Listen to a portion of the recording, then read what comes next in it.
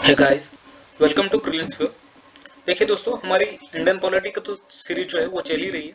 Simultaneously मैं ये सोच रहा था कि जो भी इंपॉर्टेंट आर्टिकल्स आते हैं न्यूज़ में which are related to our prelims as well as जो मेंस है, उससे रिलेटेड जो भी आर्टिकल्स रहेंगे या फिर किसी भी एग्जाम्स के रिलेटेड अगर कोई भी न्यूज़ में आर्टिकल है, फॉर एग्जांपल एमपीएससी या फिर कंबाइन से रिलेटेड उनकी जो प्री होगी या फिर मेंस एग्जाम होगी उससे रिलेटेड जो भी आर्टिकल्स बनते हैं उनको हम डिस्कस करेंगे। डेली बेसिस पर तो ये नहीं हो पाएगा मेरे से अभी फिलहाल, लेकिन वीकली बेसिस पर जो भी इंपॉर्टेंट आर्टिकल्स होंगे उनको हम डिस्कस करेंगे और थोरोली डिस्कस करेंगे। ओके, उन पर क्या क्वेश्चन बन सकते हैं हमारे पर्सपेक्टिव से, अगर वो न्यूज़ में करंट में तो उसको हमारे स्टैटिक सिलेबस से जोड़कर हम देखेंगे और उससे रिलेटेड जो भी चीज़ें होंगी उनको हम डिस्कस करेंगे। सो स्टार्ट करेंगे इस शुभ अवसर पर इस शुभ टॉपिक के साथ, जो कि अयोध्या राम मंदिर। अयोध्या के राम मंदिर की डेट क्या है, कल्चरल सिग्निफिकेंस क्या है, टेम्पल आर्किटेक्चर किस प्रकार का है, उस टेम्पल आर्किटेक्चर के क्या क्या प्रकार है। इस पर भी जो भी क्वेश्चन बनेंगे उनको हम कवर करने की कोशिश करेंगे इस लेक्चर में। This is our heritage. एक इंडियन कल्चर का एक हेरिटेज है हमारा, जो Indian heritage and cultural topic है इसके अंतर्गत ये आता है। इसको भी हम कवर करेंगे। Once again welcome to prelims and we are starting with the new series which is on जो भी करंट अफेयर्स से रिलेटेड जो भी चीज़ें होंगी उनको स्टैटिक से जोड़कर हम डिस्कस करेंगे। ओके, अयोध्या राम मंदिर पर हम आज देखेंगे कि what are the significance, what are the cultural significance of this Ayodhya Ram Mandir and what kind of temple architecture it is. Okay, start करते हैं। जो श्री राम जी का टेम्पल बना है it comes under our Indian heritage and culture. किस टॉपिक के अंतर्गत ये आता है, तो जीएस पेपर 1 में आएगा, जीएस पेपर 2 में भी इसको इंक्लूड किया जा सकता है। देन इंडियन कॉन्स्टिट्यूशन, इसमें कुछ लॉज फॉर्म हुए होंगे, कुछ केसेस हुए होंगे इससे रिलेटेड इंपॉर्टेंट, उसको डिस्कस करेंगे। देन गवर्नमेंट पॉलिसीज क्या है और गवर्नमेंट पॉलिसीज एंड इसका इंटरवेंशन किस प्रकार से होता है इन द सोसाइटी, उसको हम देखेंगे। अब प्रीलिम्स से रिलेटेड क्या चीज़ें इंपॉर्टेंट है, तो लेबर एंड कमीशन क्या है, सुप्रीम कोर्ट की डिफरेंट वर्डिक्ट्स क्या है, देन गृहमिथ्या माइग्रेशन क्या है, देन ये जो 200 साल का जो old journey of Ram temple कहा जाता है कि 500 ईयर्स की ओल्ड जर्नी है, नॉट ओनली 200 ईयर्स। नगाड़ा स्टाइल ऑफ टेम्पल आर्किटेक्चर क्या है, क्योंकि ये जो राम मंदिर बना है श्री राम जी का वो नगाड़ा स्टाइल ऑफ टेम्पल आर्किटेक्चर के बेसिस पर ही बना है, उसको फॉलो करके ही बना है। जो सोर्स है ये है हमारा इंडियन एक्सप्रेस। फॉर मेंस क्या टॉपिक बन जाता है, 200 year old journey of Ram temple. Question आ सकता है कि what is the 200 year old journey of Shri Ram temple, kindly explain it. Okay, या फिर किसी भी और प्रकार से इसको आ सकता है क्वेश्चन कि नगाड़ा स्टाइल ऑफ आर्किटेक्चर क्या है, अभी फिलहाल में जो राम मंदिर बना है, श्री राम जी का मंदिर बना है, उससे आप नगाड़ा स्टाइल ऑफ टेम्पल आर्किटेक्चर को एक्सप्लेन कीजिए। या फिर श्री राम जी का जो टेम्पल बना है अभी वो किस स्टाइल ऑफ टेम्पल आर्किटेक्चर में आता है और उस स्टाइल ऑफ टेम्पल आर्किटेक्चर को एक्सप्लेन कीजिए। Okay, will start with the lecture. क्यों न्यूज़ में था ये टॉपिक, क्योंकि अभी अभी 22 जनवरी को जो है 2024 को शिलान्यास हुआ हमारे राम टेम्पल का। उनकी जो प्राण प्रतिष्ठा है वो अभी संपन्न हुई on 22 January 2024। The Ram temple in Ayodhya was inaugurated, marking the completion of a 200-year-old saga that profoundly impacted India's socio-political landscape। Shri Ram ji का जो टेम्पल है उसका इनॉग्रेशन हुआ, इसका मेकिंग जो है वो कंप्लीट हुआ था 22 जनवरी 2024 को, और प्राण प्रतिष्ठा हुई है श्री राम जी की। श्री राम जी जो है रामलला जी जो है वो उनका आगमन हुआ है अयोध्या में। The Ram temple has been design in the Nagara style of temple architecture. तो हमारे दृष्टिकोण से क्या इंपॉर्टेंट है कि जो टेम्पल है वो किस स्टाइल ऑफ आर्किटेक्चर का है, उदाहरण है। किस स्टाइल पर ये बेस्ड है, तो इट्स अ नगाड़ा स्टाइल ऑफ टेम्पल आर्किटेक्चर।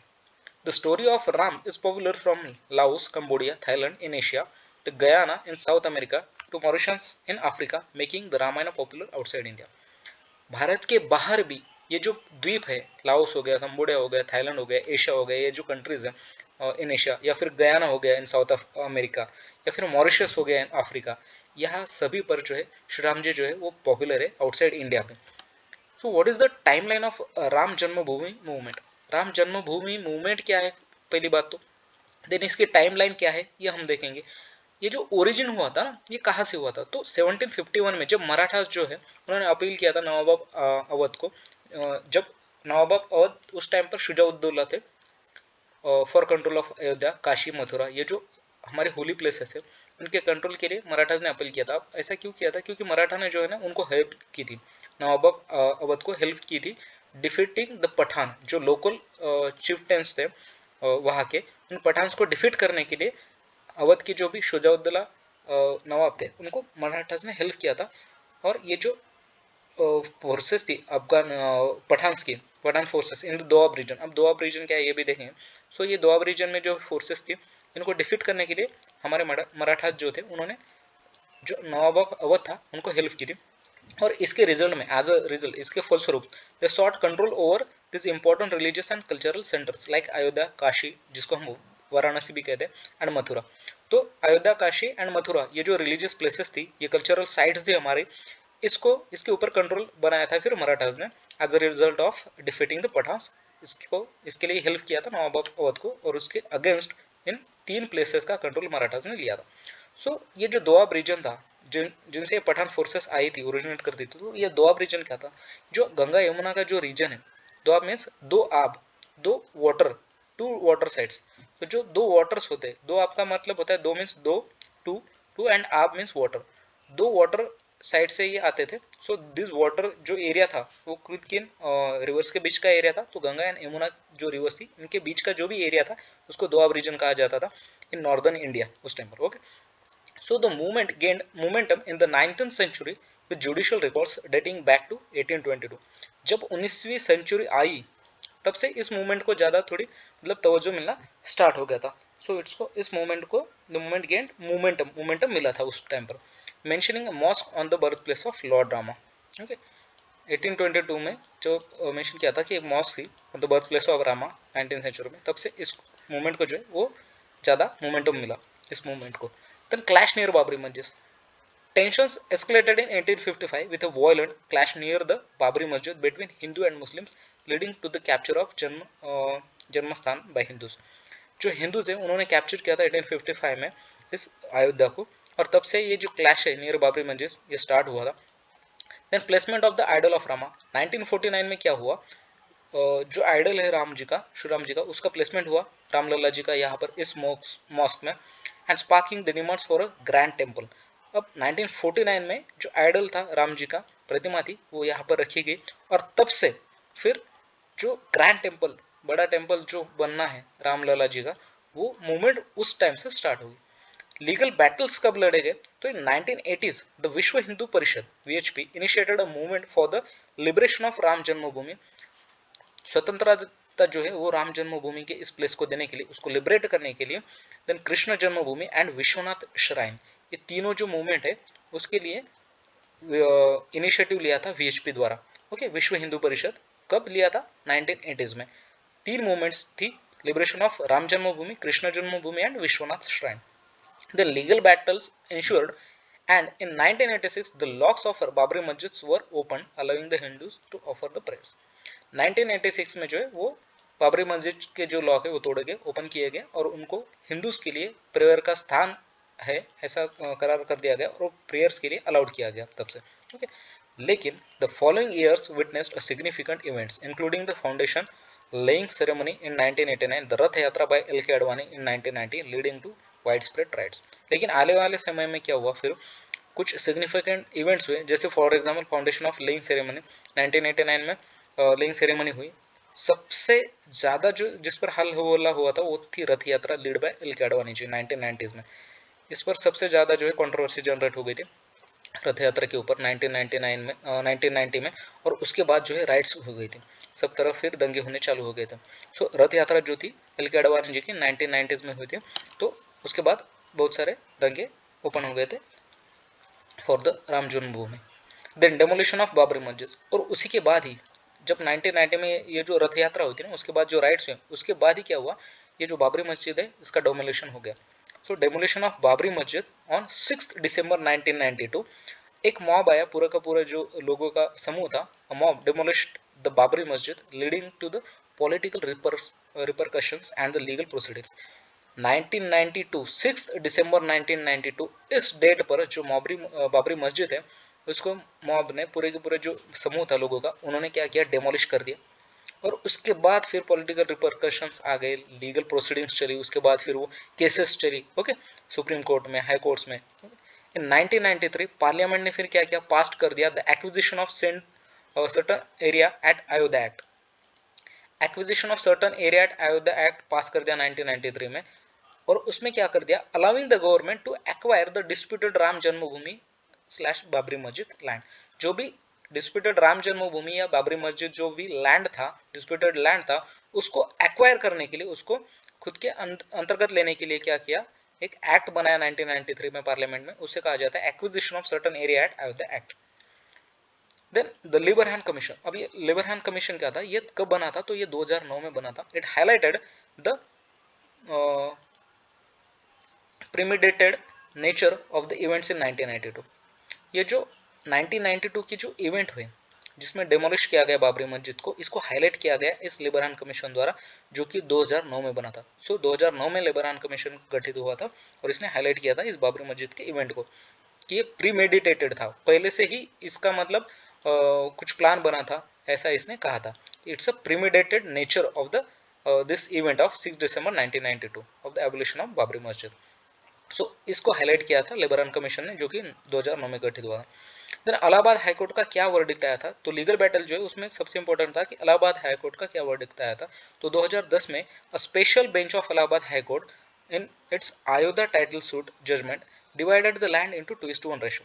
अब अयोध्या का जो लैंड था, इलाहाबाद हाईकोर्ट ने क्या किया था, अपने वर्डिक्ट में इसको 2/1 ही भाग में बांट दिया था, ओके, जिसमें जो 2/3 ऑफ द लैंड था 2.77 एकड़ इंक्लूडिंग द गर्भगृह, ओके, जिसमें जो है वो प्रतिमा रखी जाती है भगवान की, गर्भगृह जिसमें पूजा की जाती है, garbhagriha going to litigants for Ram temple. जो भी राम टेम्पल के लिए लिटिगेंट्स थे जिन्होंने केस फाइल किया था, उनको दो तिहाई जो जमीन थी जिसको 2.77 एकड़ कहा जाता है वो दिया गया था। राम जी के जो भी डिवोटीज थे, जो लिटिगेंट्स थे, उनको दिया गया था। श्री राम लला विराजमान एंड निर्मोही अखाड़ा। तो जिन्होंने ये केस फाइल किया था वो थे श्री राम लला विराजमान एंड निर्मोही अखाड़ा जो था, उनको ये लैंड जो है वो दी गई थी, जो थी 2.77 एकर्स। देन 1/3 जो था, जैसे 2/3 जो था वो इनको मिला, जो श्री राम जी को मानने वाले थे, जिन्होंने केस फाइल किया था। 1/3 जो था वो लैंड जो था वो दिया गया था सुन्नी सेंट्रल वक्फ बोर्ड को, ओके।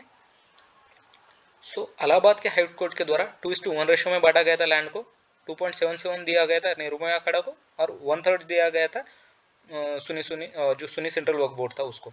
देन सुप्रीम कोर्ट का क्या वर्डिक्ट आया था इस पर कि legal proceedings continued and in 2019। तो 2010 के बाद तो ये थमा नहीं था, क्योंकि पूरी की पूरी तरह जो जमीन थी वो श्री राम लला जी की थी, ऐसा इनका कहना था कि जो श्री राम लला विराजमान और निर्मोही अखाड़ा था उनका, और जो सुन्नी वक्फ बोर्ड का कहना था कि ये पूरे के पूरे जो है वो बाबरी मस्जिद है। सो लीगल प्रोसीडिंग सुप्रीम कोर्ट में भी चली। फिर उसके बाद 2019 में जाकर सुप्रीम कोर्ट ने एक वर्डिक्ट दिया कि अवार्ड किया the entire distributed land to the Hindu petitioners for Ram temple. पूरी की पूरी जो जगह है, जो राम जन्मभूमि है, वो श्री राम जी के जो भी हिंदू पिटिशनर्स थे उनको दी गई। And allocated land for mosque elsewhere, एक सेपरेट लैंड जो है वो मॉस्क के लिए एलोकेट कर दी थी इन 2019। अब इसका कल्मिनेशन क्या हुआ कि the culmination of this historic journey awkward on 5 अगस्त 2020। 5 अगस्त 2020 को ये सभी जो जर्नी थी, इसका हिस्टोरिक जो जर्नी थी वो कंप्लीट हुई। When the Indian prime minister perform the शिलान्यास ऑफ द राम टेम्पल। 5 अगस्त 2020 को क्या किया, जो हमारे इंडिया के पीएम थे श्री नरेंद्र जी मोदी, इन्होंने शिलान्यास किया इस टेम्पल का, एस्टैब्लिशिंग द श्री राम जन्मभूमि तीर्थ क्षेत्र ट्रस्ट। श्री राम जन्मभूमि तीर्थ क्षेत्र जो ट्रस्ट है उसका एस्टैब्लिशमेंट किया और शिलान्यास किया राम टेम्पल का ऑन 5 अगस्त 2020 को। देन ऑन 22 अगस्त 2024 क्या हुआ, जो Ram temple in Ayodhya built in नगारा, इसको बना दिया गया, was said to be inaugurated, marking the completion of 200-year-old saga that profoundly impacted the India's socio-political landscape। ये तो socio-political landscape इंडिया का जिसको इम्पैक्ट किया था इस पूरे केस ने, इसका जो है वो अंत कब हुआ कि 22 जो जनवरी थी 2024 को, तब रामलला जी जो है उनके राम टेम्पल का जो कार्यभार है, जो भी पूर्ण टेम्पल है वो बन के तैयार हो गया था, और इसमें जो है रामलला जी जो है वो विराजमान हो गए और 22 January 2024। So what is the uniqueness of Ram temple? अब जो राम टेम्पल है उसका यूनिकनेस क्या है, हमें तो ये तो पता है कि ये नगारा स्टाइल आर्किटेक्चर पर बना था, लेकिन अब इसका यूनिकनेस क्या है, तो ट्रेडिशनल आर्किटेक्चर एंड कंस्ट्रक्शन। इसका जो आर्किटेक्चर वो traditional. Okay, this is the 3 story temple, 3 story का टेम्पल है, ये देखिए, this is a 3 story temple, 1 2 and 3. Okay, so 1 2 and 3. Okay, so it's a 3 story temple. Just a minute. 1 2 and this is 3. So it's a 3 story temple. 3 ताली मंजिल जिसे हम कहते हैं ना, मंजिल, तो it's a 3 story temple built in the traditional Nagara style. अब जैसे हमने कहा था कि ये ट्रेडिशनल आर्किटेक्चर को फॉलो किया है इन कंस्ट्रक्शन को इस टेम्पल ने। So it's built in traditional Nagara style, standing tall with pink sandstone from Mirzapur and the hills of Bansi Paharpur Rajasthan. तो कहाँ से आया कि ये जो पिंक सैंडस्टोन है वो मिर्जापुर से लाया गया और बंसी पहाड़पुर राजस्थान जो है वहाँ के एरिया से आया। Then temple covers an expansive 71 acres showcasing the architectural marvel. पूरे 71 एकड़ जो लैंड है, 71 acres, इसमें ये टेम्पल बना है। टेम्पल के डायमेंशंस अगर हम देखें तो 250 फीट जो है, 250 फीट विड्थ में है, 161 फीट जो है वो हाइट है इसकी। मेन टेम्पल का एरिया जो है वो 2.67 एकड़ है, boasting 390 pillars, 46 doorways and 5 mandapas. 5 mandapas हैं, 390 पिलर्स है और 46 जो है वो डोरवेज है। 5 मंडपास है। ओके, इसके मंडपास जो अगर आप देखेंगे तो 5 मंडपास है, 2 3 4 एंड 5। ओके, सो 5 मंडपास है। अब अभी हम देखेंगे कि मंडपास क्या होता है। ओके, सो इसके यूनिक फीचर्स जो है वो इनसाइड है कि मेन जो गर्भगृह है holds the idol of Shri Ramlalla, जहाँ पर रामलला जी की जो मूर्ति है उसको रखा गया है वो है गर्भगृह, accompanied by multiple mandapas, 5 mandapas है, इंक्लूडिंग रंग मंडपा, देन नृत्य mandapa. Okay, innovation anointment tradition. On every Ram Navami at noon, a system of mirrors lenses will focus the sun's rays on the Ram Lala's idol. अब ये देखिए, ये इंपॉर्टेंट है कि जब कभी भी रामनवमी आएगी ना तो वहां पर जो ये मिरर्स एंड लेंसेस है वो फोकस करेंगी सन की जो भी रेज आने वाली है वो रामलला जी के आइडल पर। This unique appointment requires no electricity, utilising brass instead of iron और स्टील। तो इसमें कोई भी इलेक्ट्रिसिटी नहीं लगेगी और ब्रास का यूज किया गया है, ना कि आयरन या स्टील का। अब स्कल्पचर का जो कंट्रीब्यूशन है तो या फिर कंस्ट्रक्शन वो कैसा है, the idol of 5 year old Ramlalla crafted by Mysore sculpture Arun Yogiraj. ये पूछा जा सकता है कि इस स्कल्पचर को किसने क्राफ्ट किया है, तो जो अरुण योगीराज है जो मैसूर से है, उन्होंने इसको जो है वो तैयार किया है 5 year old रामलला जी की मूर्ति को। Stands at 51 inches and was consecrated in a special ceremony. Okay, durability and symbolism. No iron has been used in the temple's construction. किसी भी आयन का, किसी भी लोहे का इसमें यूज नहीं किया गया। Design to endure for at least a millennium. What is the Nagara style of temple architecture? अब हमें तो ये पता है कि श्री राम जी का जो टेम्पल है वो नगारा स्टाइल ऑफ आर्किटेक्चर से बना है, लेकिन नगारा स्टाइल ऑफ आर्किटेक्चर मतलब क्या होता है? तो ये देखिए, ये ऊपर का जो होता है वो कलश होता है, ये जो होता है ये जो गोल है इसको बोलते हैं अमाल का, तो ये शिखर होते हैं, जस्ट अ मिनट, ये शिखर होते हैं, अमाल का होता है। ओके, देन गर्भगृह होता है। गर्भगृह मतलब क्या होता है कि जिसमें मेन जो मूर्ति होती है, ओके, ये इसके अंतर्गत जहां पर मूर्ति जो है उसकी स्थापना की जाती है उसे गर्भगृह कहा जाता है। देन ये शिखरा हो गया, देन उरु शिखरा हो गया, ये छोटे छोटे, ओके, ये उरु शिखरा हो गए। देन अंतराला होता है, अंतराला। ओके, देन मंडपास होता है, महामंडपा होता है, मंडपा होता है, ये जो होते हैं ना, ये दिस वन ये होते हैं मंडपास। देन आराधना मंडपा, तो मंडपा में भी प्रकार होते हैं, महामंडपा होता है, एक बड़ा होता है, एक मंडपा होता है, देन अर्ध मंडपा होता है। देन एक प्रदक्षिणा, जहां पर हमें एक गोल जो है मूर्ति के सराउंडिंग हम घूमते हैं उसको प्रदक्षिणा पथ कहा जाता है। देन जागती, ये जो है वो रेस्ट प्लेटफॉर्म होता है, जैसे कहते हैं कि जहाँ पर लोग जो वो इकट्ठा होते बैठ सकते हैं. So it's raised platform, it's जगह थे. देन अधिस्थाना जो बेसमेंट होता है, ओके, ये अधिस्थाना होता है. तो इसको हम डिटेल में देखेंगे. लेकिन ये देखिए नगाड़ा स्टाइल ऑफ आर्किटेक्चर और द्रविड़ स्टाइल ऑफ आर्किटेक्चर में क्या चीज़ें होती है. तो नगाड़ा स्टाइल में ये जो है ना, ये मंडपास होते हैं अलग अलग प्रकार, यहाँ पर नहीं होते. यहाँ पर जो मंडपा होता है ये यहाँ पर होता है, बाहर होता है, ओके. और ये मंडपा जो है वो अंदर होता है, okay. This are the mandapa, और ये ऐसा खाली होता है.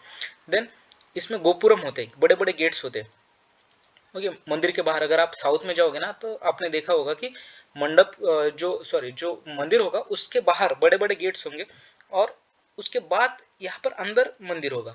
तो ऐसा आपको नगाड़ा स्टाइल, मतलब ये नगाड़ा स्टाइल जो है वो आपको नॉर्दर्न साइड में दिखेगा ऑफ इंडिया, और ये द्रविड़ स्टाइल जो है वो साउदर्न साइड में दिखेगा आपको.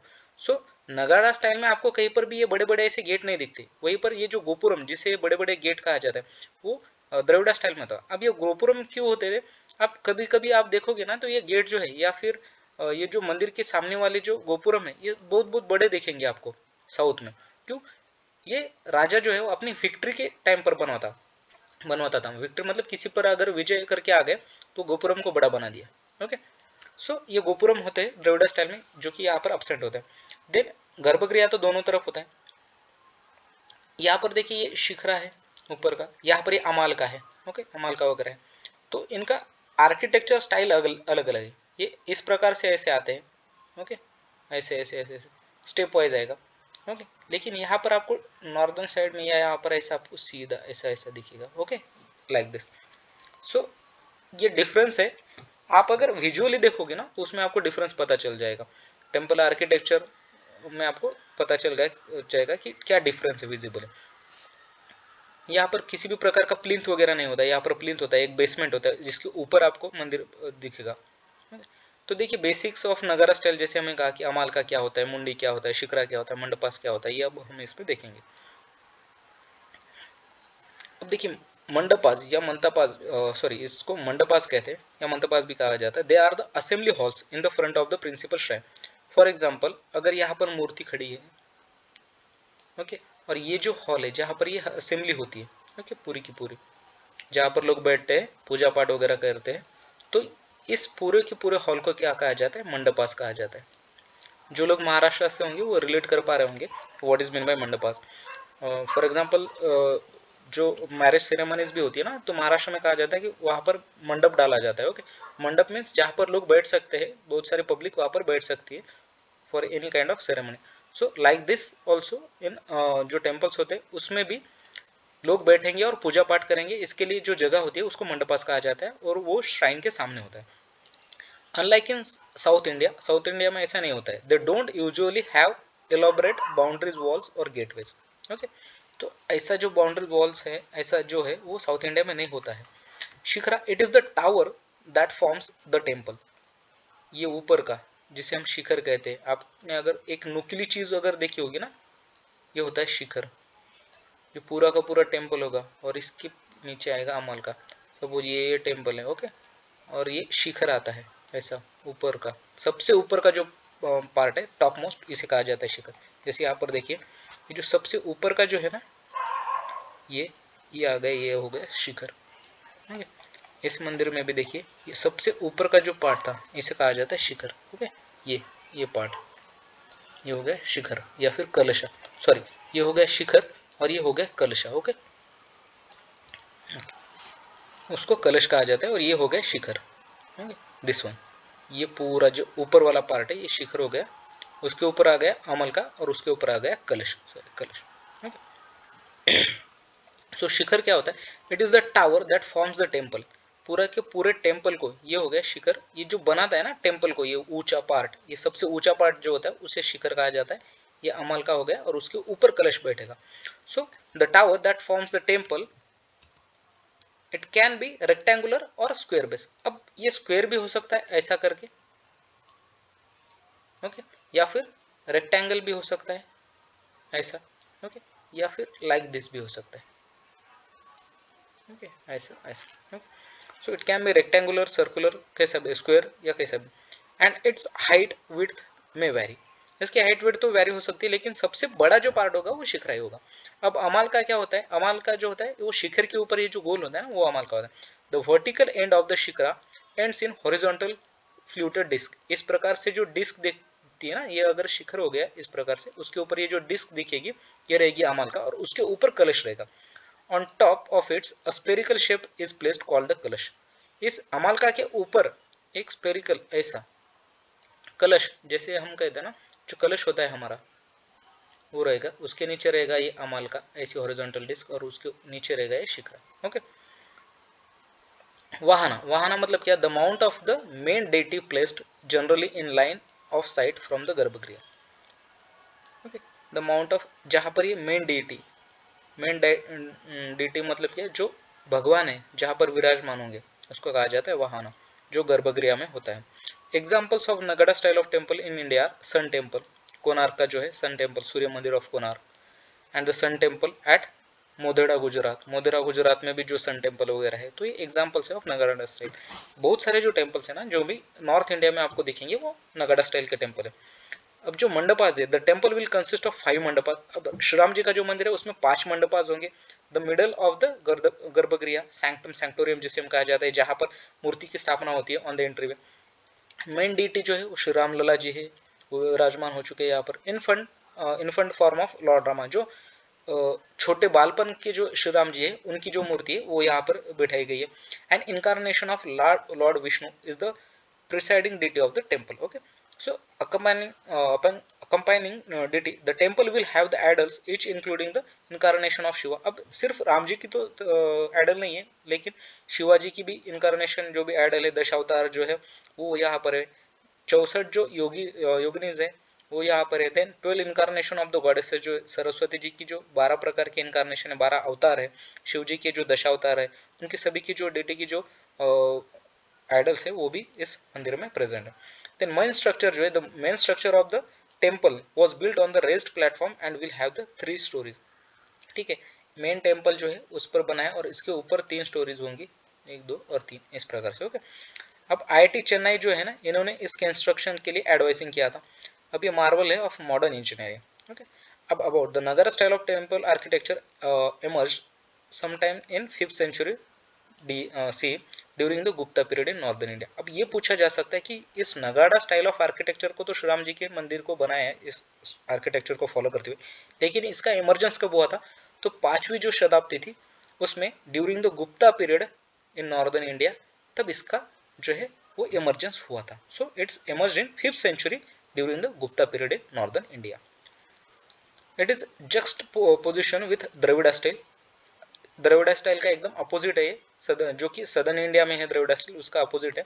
विच to emerge in the same period, Gupta period में, सेम पीरियड में भी द्रविड़ा स्टाइल भी इमर्ज हुई थी। अब distinguish between towering shikhara, distinguish क्या फीचर है, तो Nagara temple are built on a raised plinth. Garbhagriha sanctum वगैरह है, जो आइडल होती है डीटी की वो गर्भगृह में होती है। The most sacred part of the temple जो है वो गर्भगृह होता है।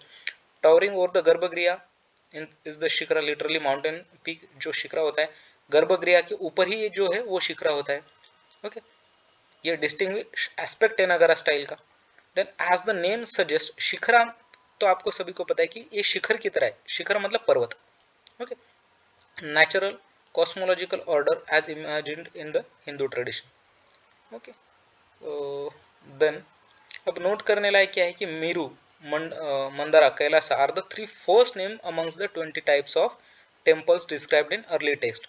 टेम्पल्स के जो प्रकार है, जो फर्स्ट 20 प्रकार है उसमें मेरू, मंदारा या कैलासा, ये जो टेक्स्ट है उनको टेम्पल के एस्पेक्ट में डिस्क्राइब किया था। All the 3 names of the mountain, ये जो तीनों नाम है ना ये सभी माउंटेन के नाम है। मेरू हो गया, मंदारा हो गया, कैलाश हो गया। कैलासा भी आपको पता है एक पीक है, which is the axis of the world. Okay, axis of the world. How have Shri Ram and Ramayana become popular outside India. अब भारत के अंदर तो पॉपुलर है ही है, बाहर कैसे क्या पॉपुलर हो गया श्री राम जी का रामायण, तो ट्रेड्स रूट जो है एंड कल्चर एक्सचेंजेस जो हुए थे हमारे हिस्ट्री में, उसके थ्रू श्री राम जी जो है वो पॉपुलर हुए आउटसाइड इंडिया भी। तो देखिए जो रामायण का जो स्प्रेड है थ्रू ट्रेड रूट्स हो गया था, both by land and sea. Indian traders जो ट्रैवल करते थे कॉमर्स के लिए बिजनेस के लिए, carried with them not only goods but also cultural elements. उन्होंने सिर्फ और सिर्फ चीज़ों का ही प्रसार नहीं किया, लेकिन हमारे ट्रेडिशन का भी प्रसार किया है, हमारे कल्चर का भी। लैंड रूट्स के थ्रू भी, जैसे बंगाल ने क्या किया, फैसिलिटेट किया the transmission of the Ramayana to the religions like China, Tibet, Burma, Thailand, Laos. यहाँ पर भी श्री राम जी का जो ये कल्चर है हमारा, ये स्प्रेड हुआ है। सी रूट से भी गया है, जैसे प्लेसेस लाइक जावा हो गया, सुमात्रा हो गया, माली हो गया, मलया हो गया, यहाँ पर भी, या फिर गुजरात से जो हो गया साउथ इंडिया, या फिर गुजरात से भी जो ट्रेड रूट्स है वहाँ से भी इसका प्रसार हुआ है। Cultural transmission by Indian communities, अब ये played a crucial role in transmitting Indian culture. जैसे इस्कॉन हो गया, ये इस्कॉन एक मूवमेंट है, ओके। तो इस्कॉन जो है वो धर्म प्रसार करता है श्री कृष्णा जी का।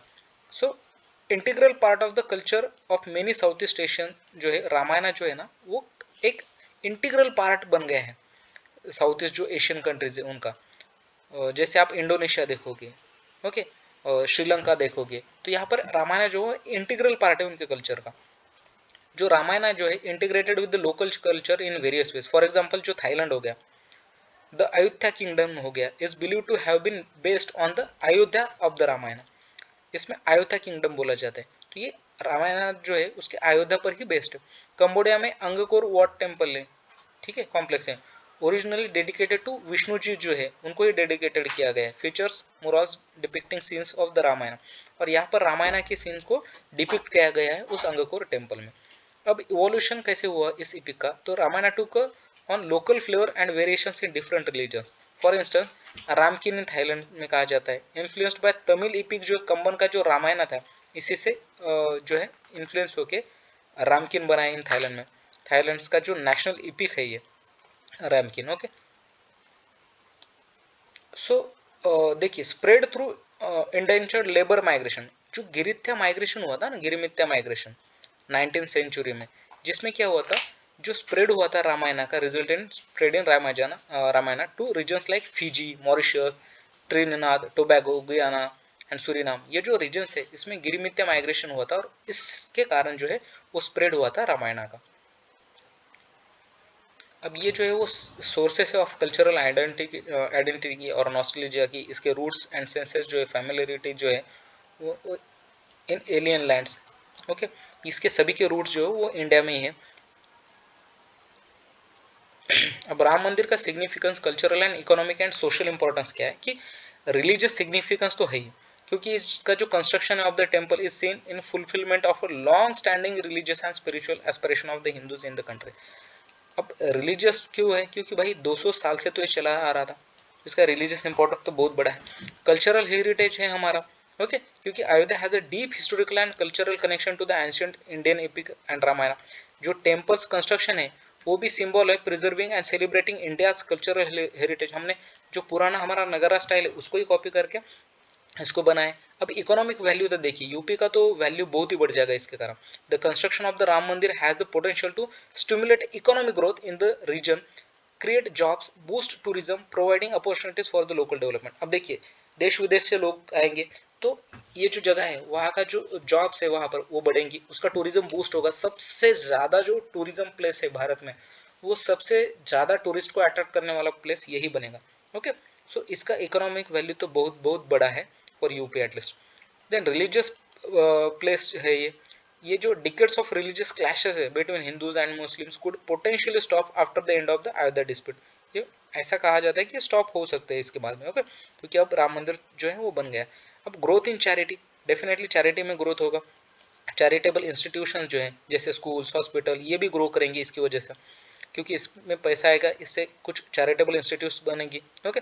डेवलपमेंट ऑफ बेसिक इंफ्रास्ट्रक्चर, अब बेसिक इंफ्रास्ट्रक्चर उस स्टेट में बनेगा, बढ़ेगा। अब कंक्लूजन क्या है कि जो इनॉग्रेशन है of Ram Mandir in Ayodhya will mark the end of one of the long standing land dispute in the independent India.